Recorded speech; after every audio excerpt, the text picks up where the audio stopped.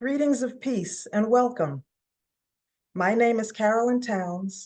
I'm a member of the board of the Pax Christi International Fund for Peace, which was established 10 years ago to receive tax-deductible contributions to Pax Christi International from our donors in the United States.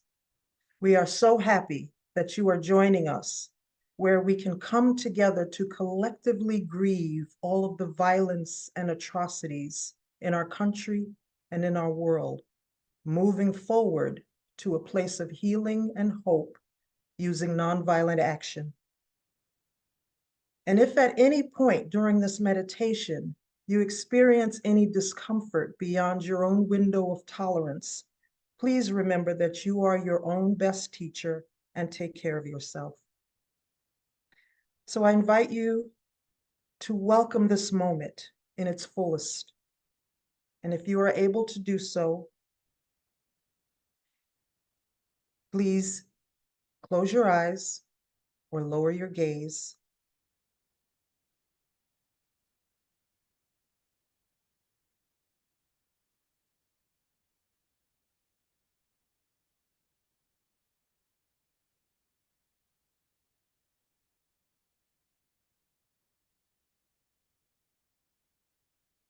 As the poet Rumi reminds us that we are a guest house and we are to welcome and simply be with whatever comes your way, be it pleasure or pain, because there is something to learn from each and every experience.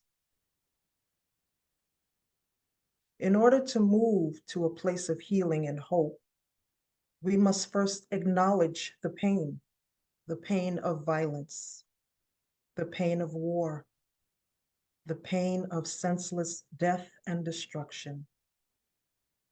When we acknowledge the pain, we begin the healing process of moving back to our center and our peace.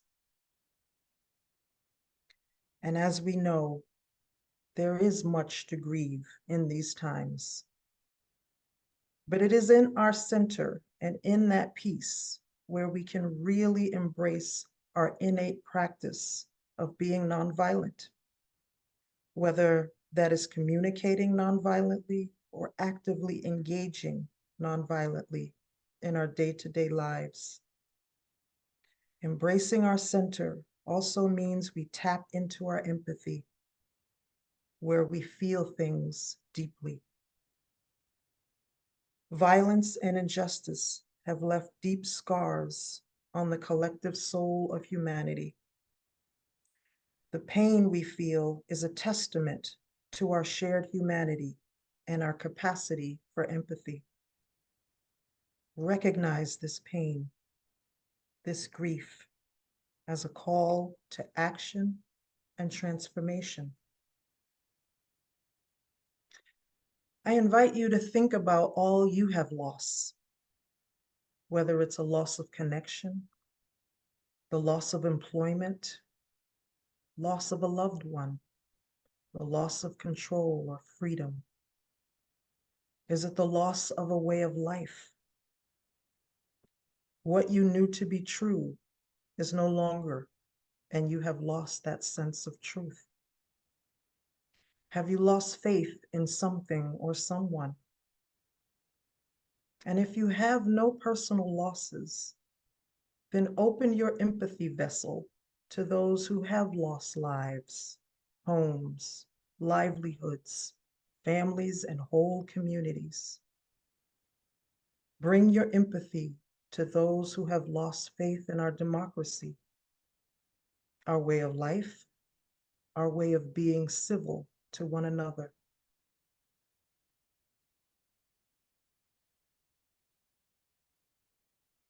I invite you to now take a couple of deep breaths. Feel the rise and fall of your belly. And know that you are in a safe community to feel all the losses, named and unnamed. Contemplate how interconnected we are, how the suffering of one impacts us all. And this interconnectedness is both a burden and a blessing, as it calls us to act with compassion and solidarity.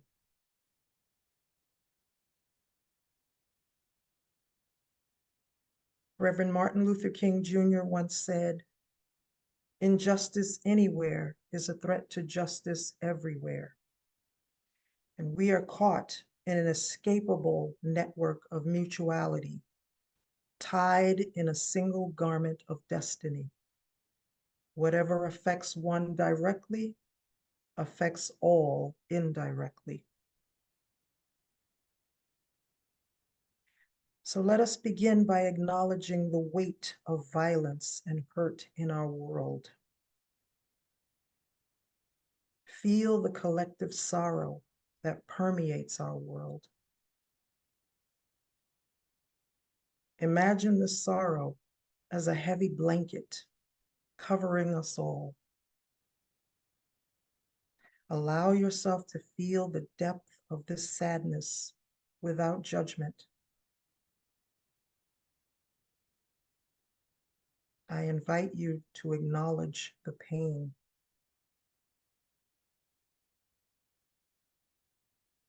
We cannot fully grieve if we do not acknowledge that we are hurting. Picture the faces of those who have suffered and are suffering from violence and atrocities, from wars and destruction. See their faces, see their tears, their pain, and their fear. Feel and hear the echoes of their cries, their silent screams reaching out to you. Let their suffering touch your heart, awakening compassion and empathy within you. Visualize the places scarred by violence and war. Desolated lands, broken homes, and shattered communities. Feel the earth's own pain as it bears witness to such destruction. Connect with the natural world, finding solace in its resilience and enduring spirit.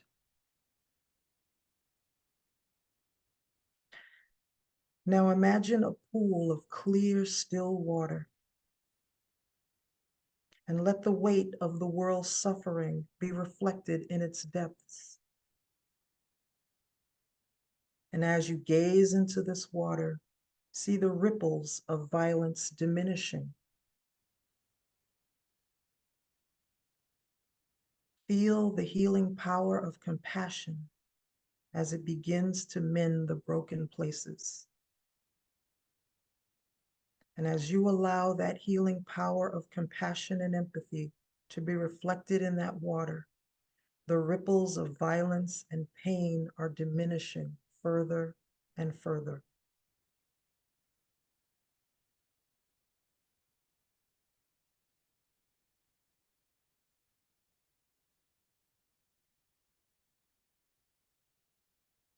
Now bring your attention back to your breath.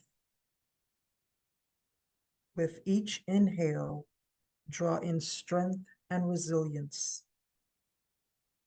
With each exhale, release the sorrow and pain. Allow yourself to be held by a loving Creator God, safe and supported. As you sit in silence, visualize a world bathed in light, a world where peace prevails, where love and kindness flourish. Hold this vision in your heart, knowing that it is possible. We have the power to make this vision of compassionate nonviolence possible.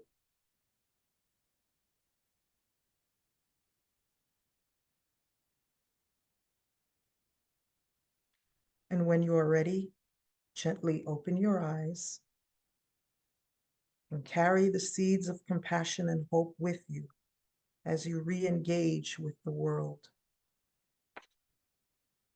While our grief is profound, it is also a source of strength.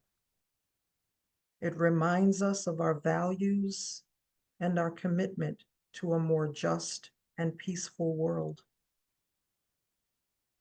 Let this grief fuel our resolve to make a difference, to be agents of change and healing. May your actions contribute to healing and transformation. And remember, you are not alone in your grief. We are all connected by a shared humanity. So take a few more deep breaths.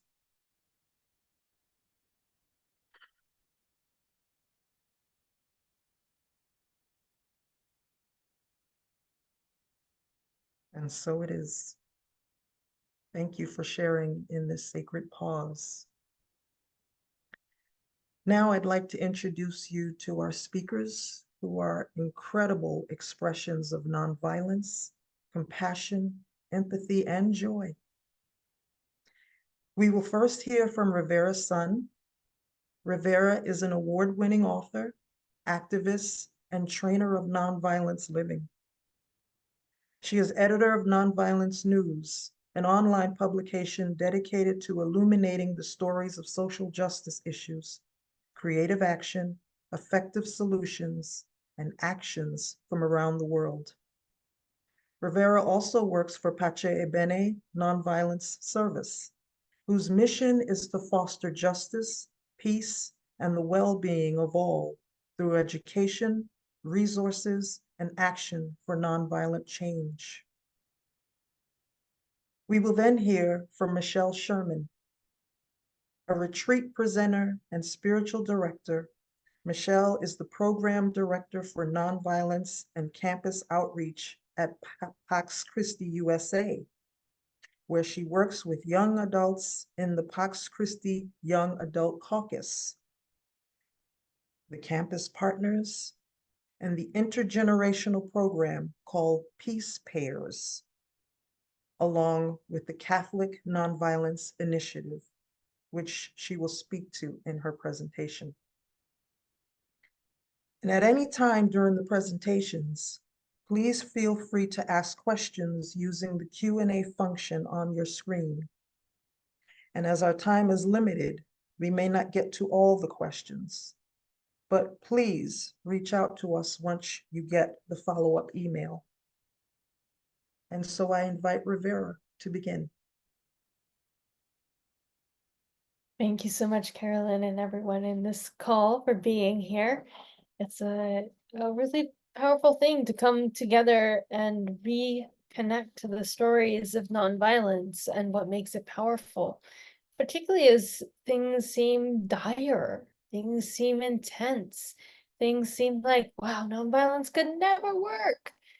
Well, I'm going to share some stories tonight that maybe will remind us that nonviolence has showed up again and again and again for humanity in times that were dark and bleak and scary and intense, and showed us how to find a way out of no way.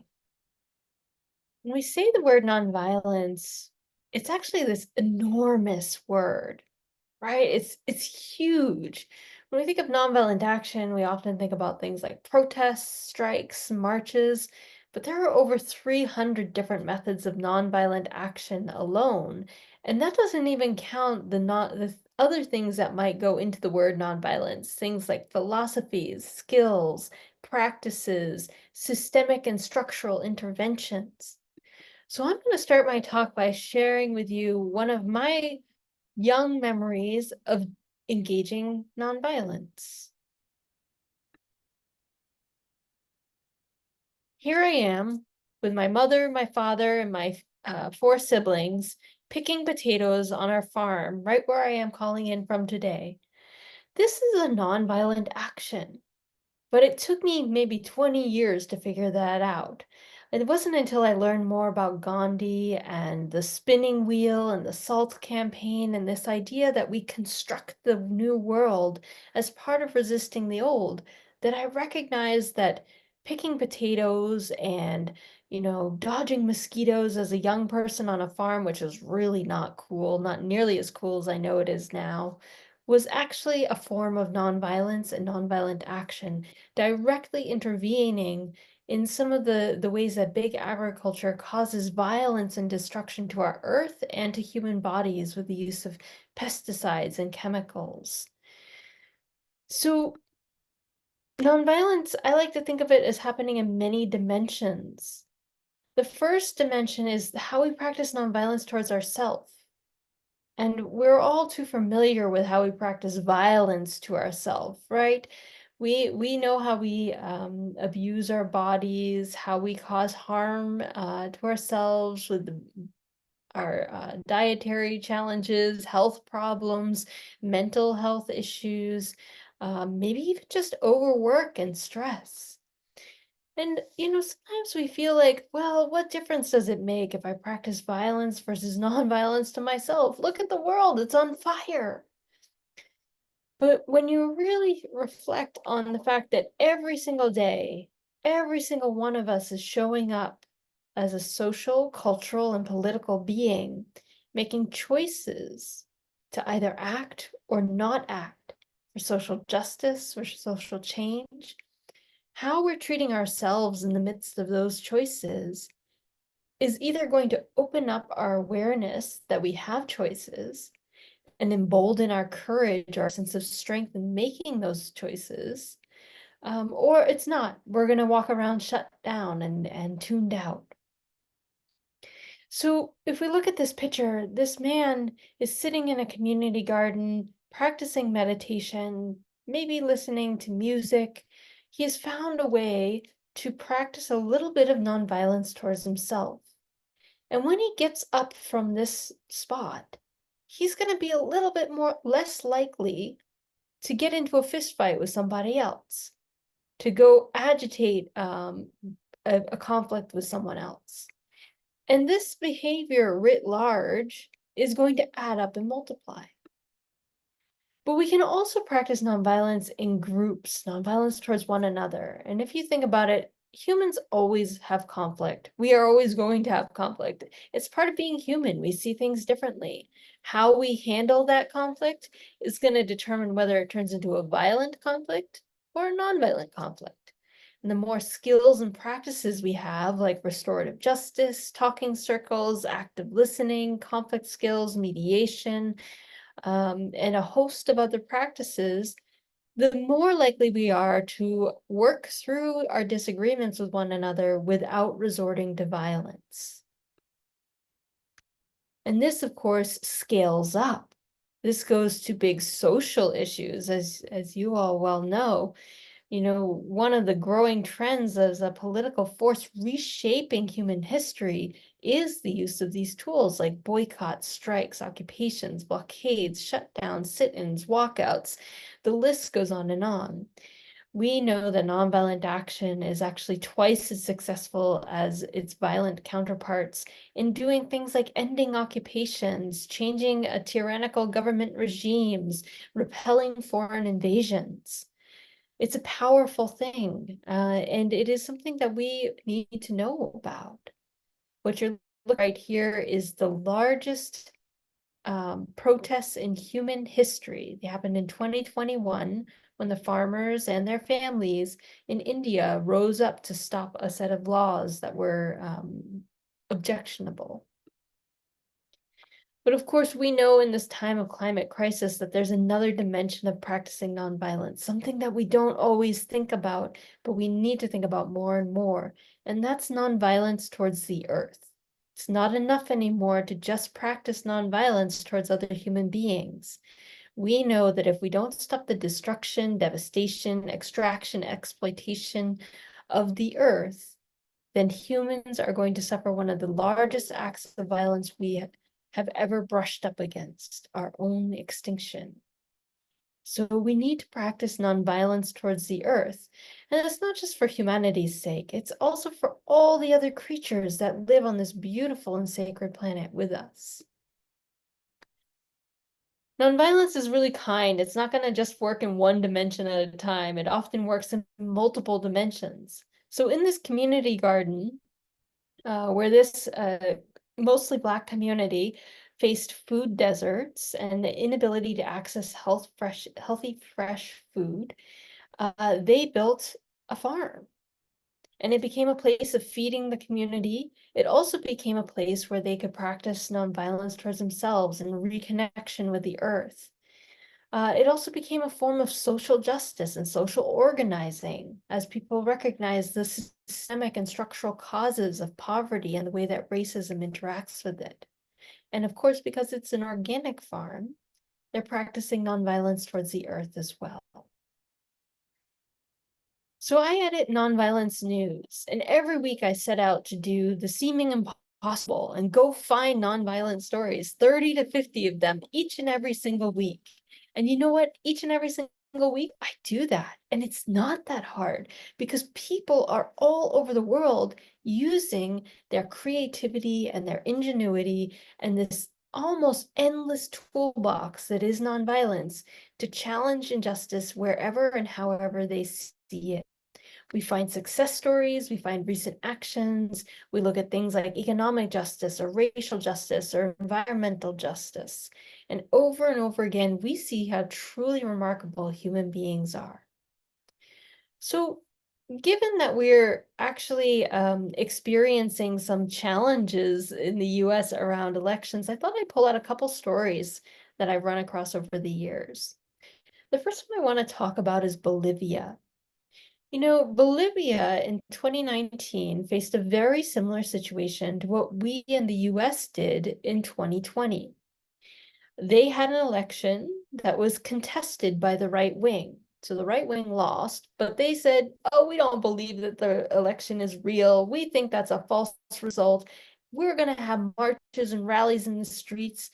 And when they didn't quite get their way, they called upon the military generals to back them up, and they basically pulled a coup, running the elected president, Evo Morales, out of the country. In his place came in a right-wing interim president who was strongly racist towards the indigenous people. So the Bolivians started taking action immediately.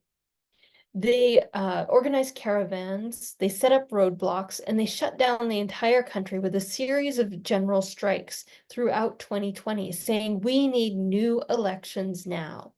We don't believe that the current situation is correct, and we want a fair and open democratic process to elect a new leader.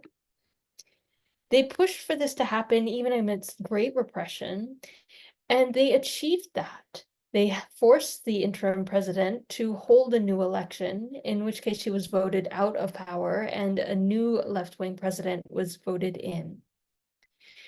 This is a great example of how nonviolent action is our first and last line of defense for democracy. It's where we start to uphold the very pillars of democracy, and it's what we turn to when everything goes terribly wrong. Nonviolent action has a tremendous history of getting rid of dictators, authoritarian regimes, tyrannical governments. It is one of the most powerful and effective ways to get that job done. One of the things that Gandhi brought to us when we think about nonviolence is the power of revealing the truth. Truth force, he called it, satyagraha, clinging to truth. We saw this in 2020 when artists put up 20,000 false and misleading statements made by Trump, conveniently color-coded by subject. So if you want to know the immigration, you want to know the false statements he said about governments or politics or whatever, they're all color-coded on this wall. Just seeing this is a visual representation that helps us transcend time and space and the thousands of speeches that he gave to just see his track record on whether or not he was speaking the truth.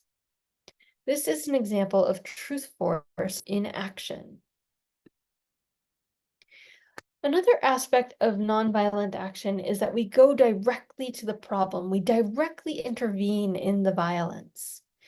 During the 2020 elections, there was a lot of fear that people, particularly on the right wing, would try to harass people exercising their right to vote and cause intimidation at the polls. And this was causing a chilling effect.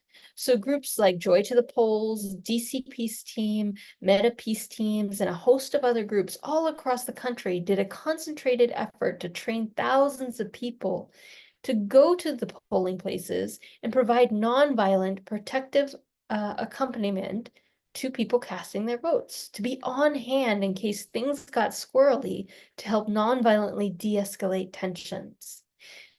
Once they started training and organizing this, they started telling people about this so that people soon knew you are going to be safe when you go to the polls. You are going to have help and support if anything goes wrong. Come to the polls and cast your vote. This is an example, a direct example of how nonviolent action made democracy possible. But the story goes on. Because I was also part of the Choose Democracy campaign. There are a couple other groups organizing Hold the Line, Protect the Vote, Stop the Steal, Count Every Vote. In the 2020 elections, there was a lot of concern that Trump was going to steal the vote. And indeed, he did try to claim that he had won when he had not. So groups all over the country helped to put forward the message that we're going to have to count every vote. This was particularly important for shoring up media, to make sure the media didn't just falsely call the election for one person versus the other, but instead actually said, you know what, it's going to take a little while. Mr. Trump may be making his statements, but he hasn't won yet.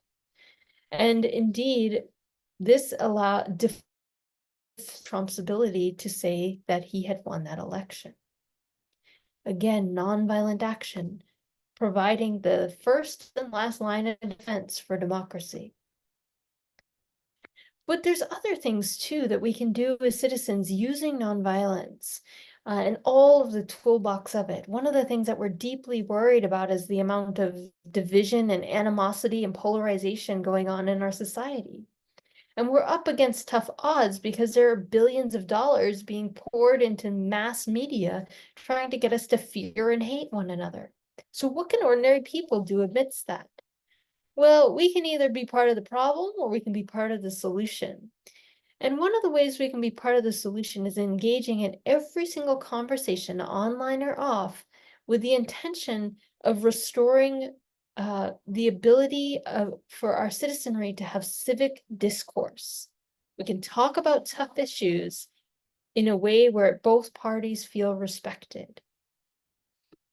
I had an experience of this in 2016 when Colin Kaepernick took a knee in protest of police brutality. A family member of mine posted that they felt it was so disrespectful that Colin Kaepernick had done this, that he wasn't standing for the flag and the national anthem. And so I listened first. I heard that this was about respect or disrespect for this family member. So then I said, you know what? To me, it's very respectful. It's very respectful to mark the national anthem in a very different way that says we have ideals as a country, we have standards, and we're not living up to them. We can do better.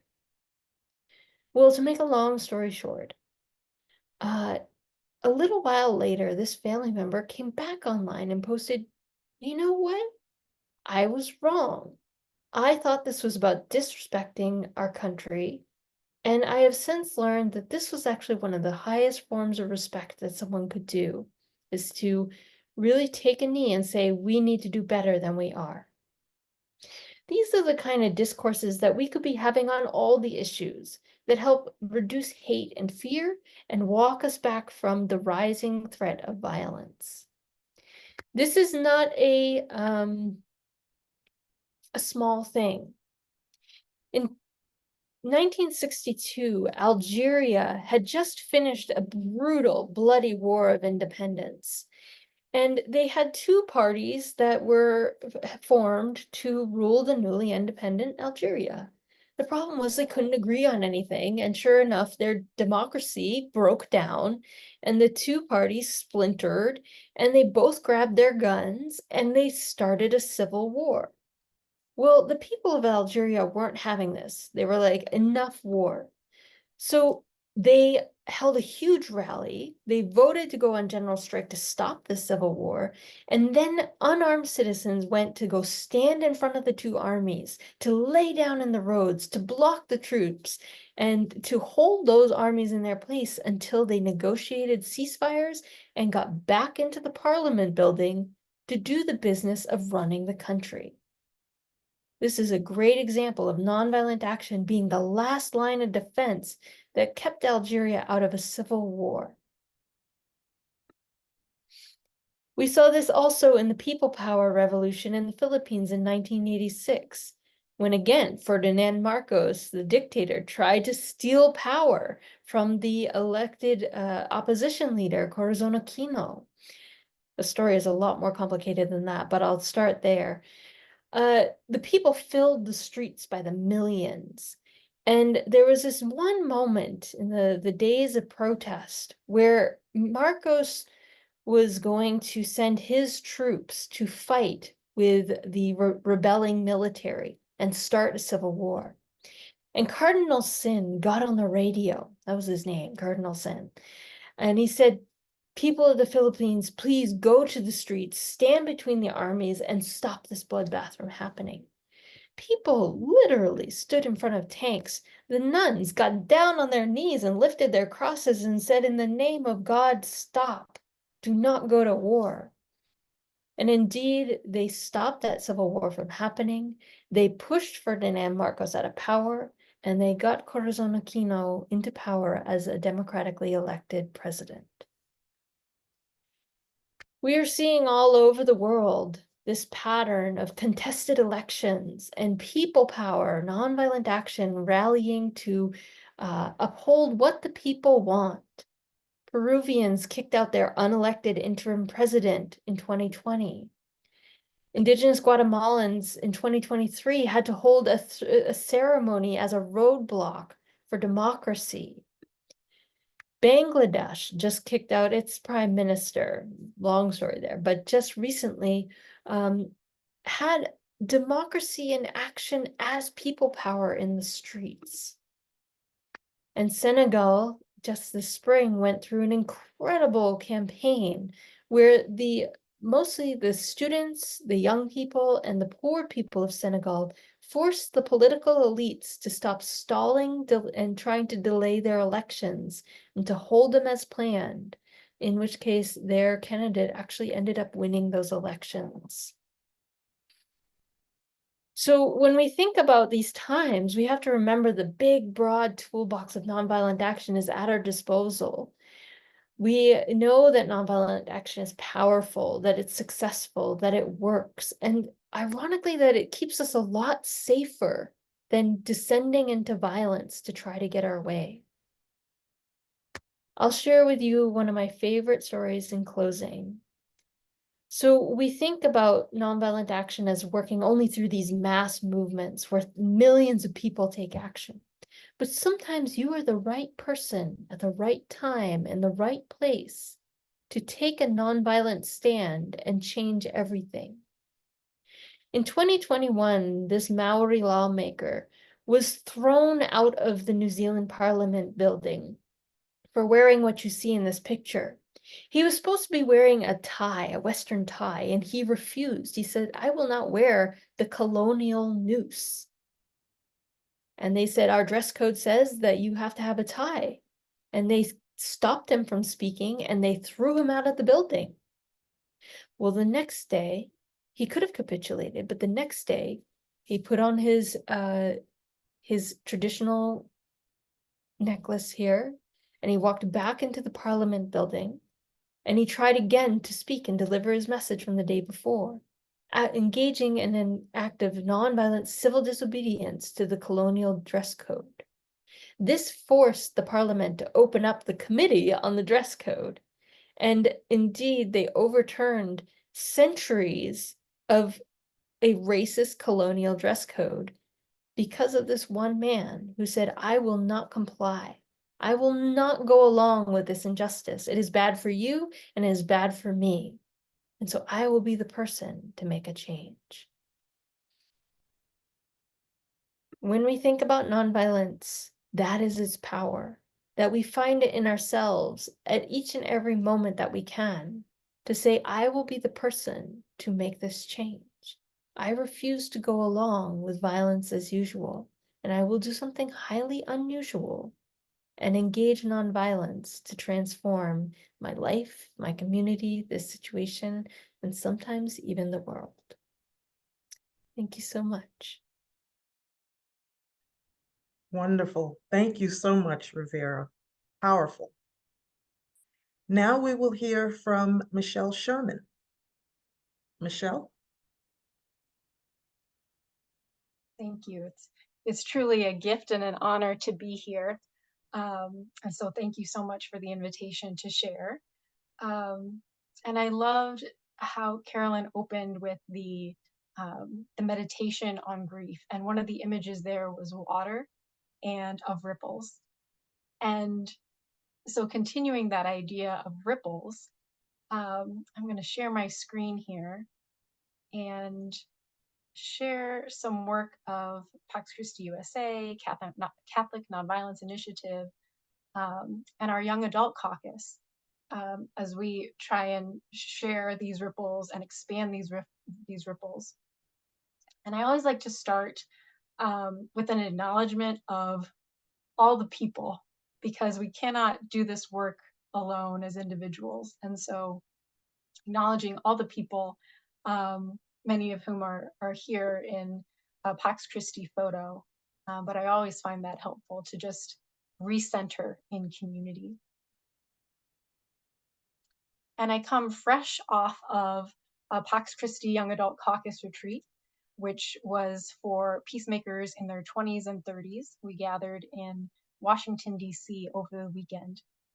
So as part of this sharing, I'll also offer up some examples of what we did on that retreat. And the retreat was called Come Behold the Works of God. We formed this retreat thinking about what Pope Francis says, that the world experiences right now a third world war fought piecemeal. This reality is visible both in open conflicts like Sudan, Ukraine, the genocide against Gaza, US-backed militarism in the Philippines, and in rising nationalism and fascism. And people at society's margins and creation suffer most of all.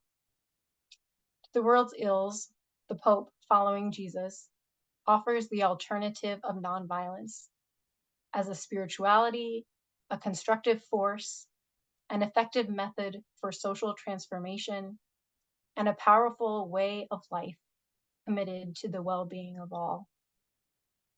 So it was on this retreat that we focused on Psalm 46's exhortation to come behold the works of God, who bears peace and brings justice, which we create through our lives and work. So I was invited to share the importance of Catholic Nonviolence Initiative, Pax Christi USA, and its relevance for the United States. And I'm going to hook on to that relevance for the United States because just as I landed in DC to prepare for this retreat, that night was one of the nights of the DNC, and Vice President Harris said, as Commander-in-Chief, I will ensure America always has the strongest, most lethal fighting force in the world. Ooh.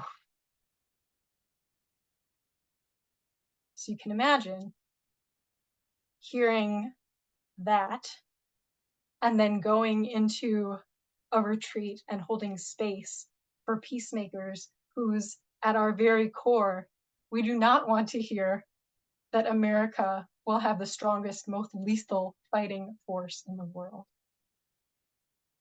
So it made us even more convicted and committed to this way of peace, knowing that that the global world depends on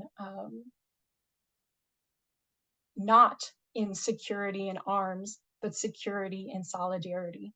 And all of Rivera's examples have shown us that. Pope Francis has said, "In our complex and violent world, it is truly a formidable undertaking to work for peace by living the practice of nonviolence. Equally daunting is the aim of achieving full disarmament by reaching people's very souls, building bridges, fighting fear, and pursuing open and sincere dialogue." And that was the message of Pope Francis to the Catholic Nonviolence Initiative in 2016. And so with this, building bridges, fighting fear, and pursuing open and sincere dialogue, the work of the Young Adult Caucus has really grabbed onto those three pieces. And so I've already sent a copy of this, this Pax Christi Young Adult Caucus zine. It's a publication, our inaugural magazine zine. I sent a copy already to Teresa, Pax Christi International staff, who will send a electronic file to all the participants tonight. So you'll get to read this. But I thought I would especially highlight a few of these because it really, continuing that sense of the meditation, it really brings home this idea of using nonviolent ways and means, not just in action, but also through writing, and how powerful that can be. So in one of our contributors, Eliane Lakem, who's also part of Catholic Nonviolence Initiative, she writes, "From the point of view of Earth, listen to the rhythm of my broken, restless heart, that of a mother born to love, but forced to labor in the darkness of violence. Hear it beat faster and faster as my poor children collapse. It is the moment that rends my heart, makes it bleed. And I, on my knees, with all the faith that I could muster, pray like Noah, begging for a merciful intervention with hopes of an ecological conversion. I pray that you finally recognize my voice and answer the urgent call for liberation, saying yes to active nonviolence and the gift of ecological harmony."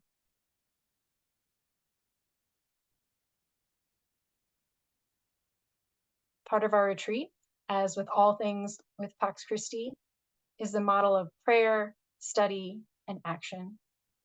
And so during our retreat, we gathered in liturgy. You'll see the image here gathered in the chapel. We also looked at studying, not just like studying in an academic way, but also the study that comes from listening to the stories of others, listening to how we are engaging in our own ways, work with peace, nonviolence, and justice. And then a group was able to also go to the Museum of the Palestinian People in that sense of studying an encounter.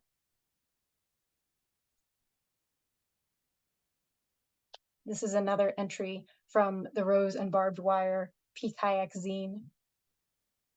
That idea of prophetic resistance through breaking bread and being present to one another. I won't read all of it, but you'll receive this later. And then on Saturday, we had a prayer witness for the action piece. Our prayer witness focused not only on the harm U.S. militarization does abroad, but also to our communities. We explored websites where we looked at how much of our tax dollars goes towards war and militarism, and then looked at what that money could do in our own communities instead in supporting human need. For some of the young adults, this was their very first prayer witness. And so hearing some of their processing afterwards was so beautiful. One young adult said that she noticed the strength and the loudness in our voices simply because we had to project the scriptures and the readings over the music and crowd noise. And it really made me reflect more on that sense of not to be afraid of taking up space in terms of nonviolence, not being afraid to openly express it and say it is an option. And not only that, but it is twice more effective, just like Rivera was saying. Nonviolence is muscular. It's the strongest force in the universe because it is love in action. And this is Jessica's son, one of our young adults, who just returned from a delegation to the West Bank and Palestine. So she was sharing from her experience. And along with that, we know that the church has repeated many times that the arms race is to be condemned unreservedly. It is an injustice. It is a form of theft. It is completely incompatible with the spirit of humanity, and still more with the spirit of Christianity.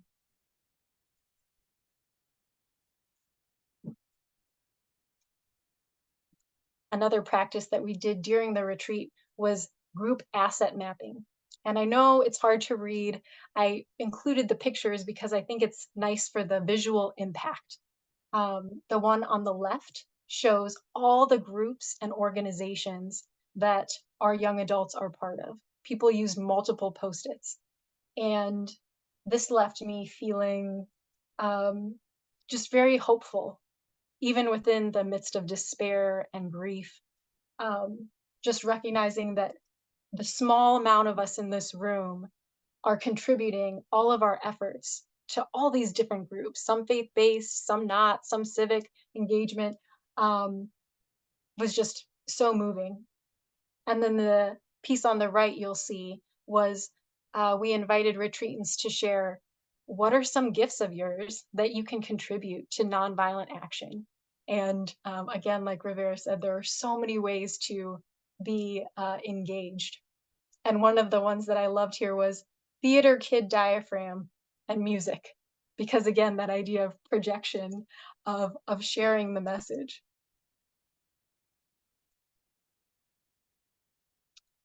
I think I might move to, I won't read this one, but this is another example of nonviolent action and spirituality that is in the zine. Some of the other work of Pax Christi USA, Catholic Nonviolence Initiative, are pictured here, supporting the Poor People's Campaign.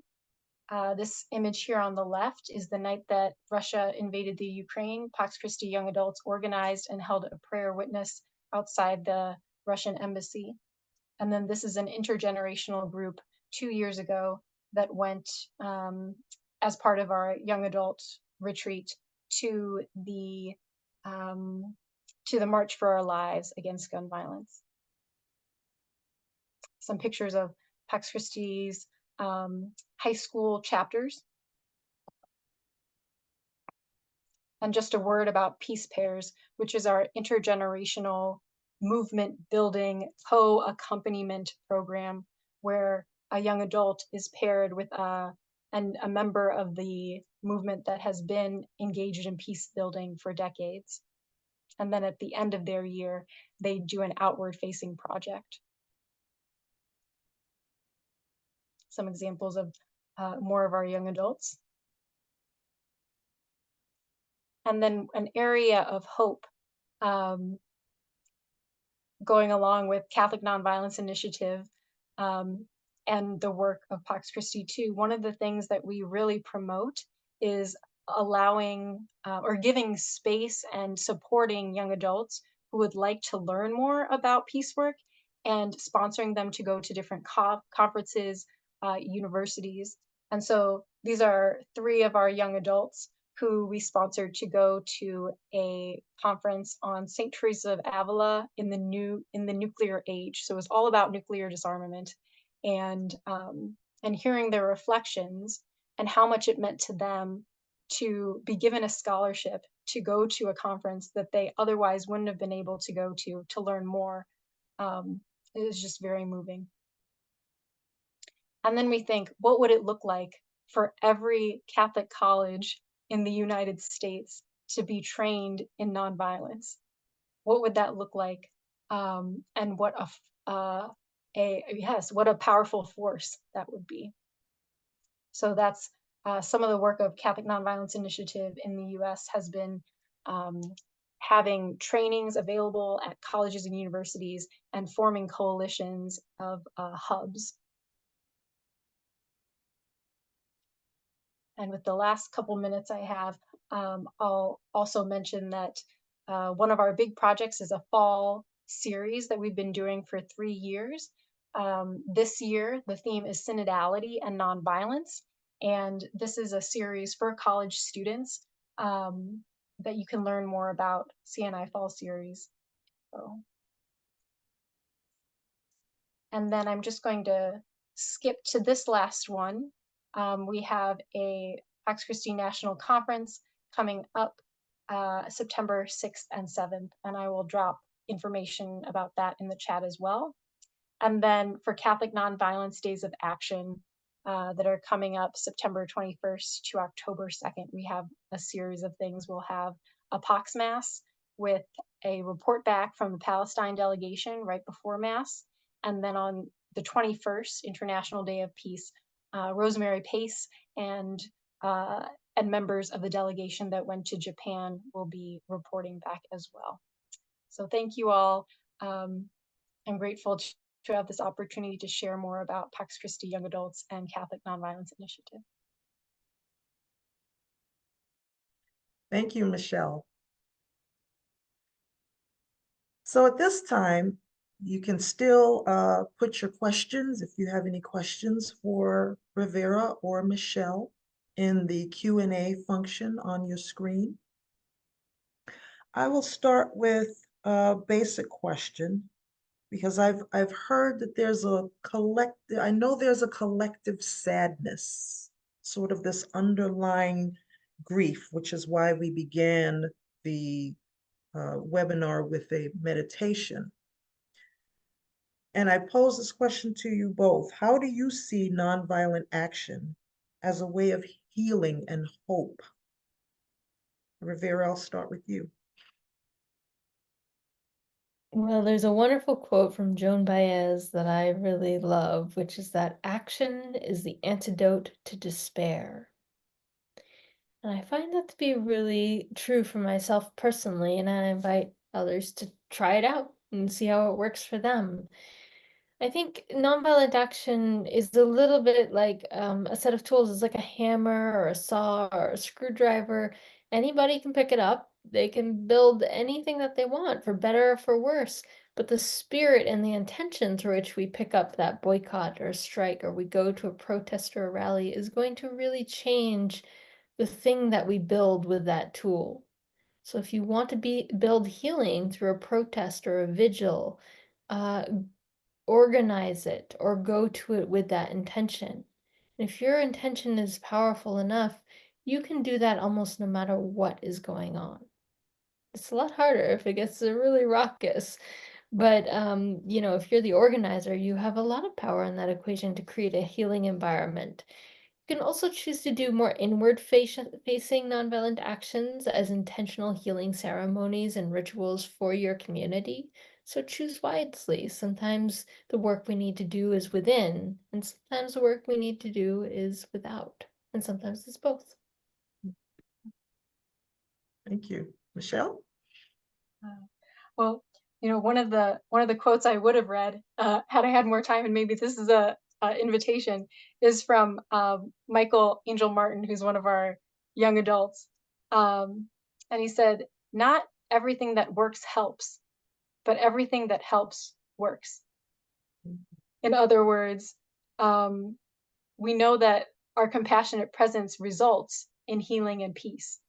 While mass incarceration, for instance, may appear to work in mitigating crime, but it doesn't help. And we know that actually it doesn't help. And then I also think of another piece that Martin Luther King Jr. Said, is that the choice is not between being violent or nonviolence. The choice is between nonviolence or non-existence. Meaning if we choose violence and all the kinds of violence, right? Systemic violence, physical violence, cultural violence, eventually it's going to mean that we choose non-existence. And I don't want to be a part of that world. And so I could talk more, but I think I will leave it at that. Yeah. Thank you. So one of the questions that came up in the Q&A, this one specifically for Rivera, do you hear many stories of indigenous nonviolent practices being used? And also, do you hear many stories about humor and the arts as nonviolent tools? Yes, yes, and yes. It's a very short answer. The indigenous people, both worldwide and particularly well known throughout North America, have a tremendous track record, successful track record in deploying and using nonviolent action for goals of sovereignty, indigenous rights, protecting of environment, and a host of other things. It's a truly incredible like subset of the immense field of nonviolent action that really needs to be uplifted more.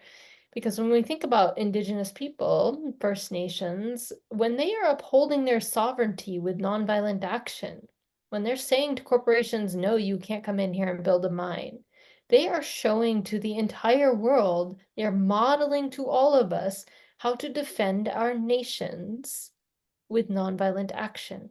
When you fully recognize in your mind, decolonize your mind and recognize what they're doing, they are already showing how to use nonviolent action as a national form of defense. Right? Isn't that interesting? So the questioner also asked about indigenous practices of nonviolence, and that's a whole other kind of answer.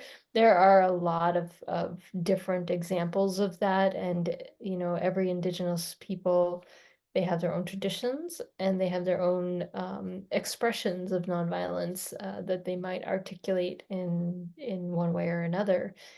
For example, when Anishinaabe groups in northern Wisconsin ran out a copper mine, ran out a military base, and then ran out I think the third one, I think they were working on a CAFO, a big pig farm, last time I checked. They didn't call it nonviolence necessarily, they called it the Anishinaabe way, right? So we see this all over the world. The Filipinos called it people power. In Palestine, a lot of people call it, I think it's sumud, steadfastness. So we have these many words for nonviolence, and nonviolence is very gracious about saying, hey, you can call me whatever you want. I'll still work for you. When it comes to arts, yes, yes, yes, yes. Arts are one of the superpowers of nonviolence, and nonviolence is a superpower in the arts as well. Thank you. And Michelle, this one came in for you. And the question is, how can the Catholic Church help to create a more nonviolent world? It's a big one. Question. That is a wonderful question. And it can help, and it is helping, and it has more space in which to help create a nonviolent world too, right? I mean, looking at the history of the Catholic Church, it has been responsible for some grave violence. And as a Catholic, I feel like it is now my vocation and role as a Catholic to be involved in nonviolence. Because if I'm serious about following Jesus of Nazareth, his whole life showed how we need to promote the works of peace, not the works of war. And actually, with the Indigenous question that came up, my first thought was to Sister Maudelia Lopez, who is an Indigenous woman who has been part of Pax Christi's Catholic Nonviolence Initiative.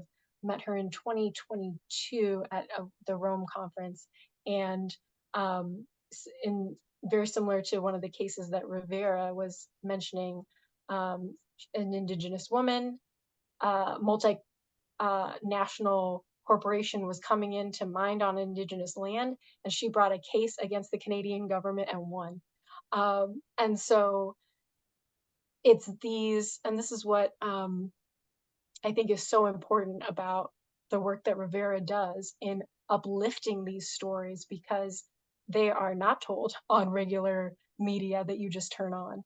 And then we wonder, I wonder why they're not told, right? What they don't sell clicks, or they're not as popular as some of the more polarizing stories. They don't incense people in the same way, but they're the stories that need to be told. So I think if we keep promoting those stories, it broadens our own imagination for what can be possible.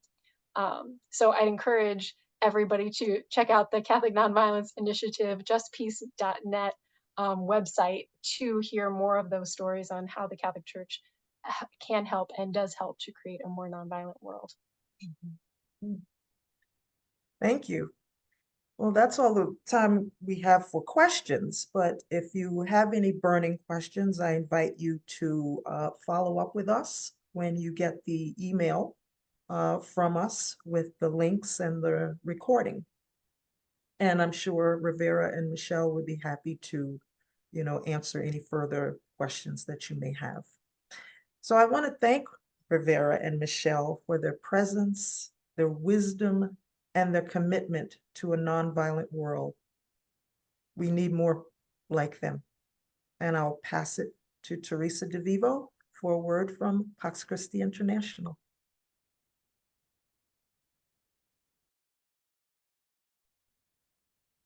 Thank you so much, Carolyn, and thank you all for joining us today. I have to say I was truly inspired and moved by Carolyn's beautiful meditation, and also by the interesting presentation from Rivera and Michelle. We heard today from three remarkable women who are actually advancing nonviolence in challenging times. And their work not only guides us today, but also lights the way for future generations. The work we do at Pax Christi International, like the Catholic Nonviolence Initiative, but also our regional program in Latin America and Africa, is made possible by the generous contribution of people like you. And we are truly grateful for that. Thank you so much for your support.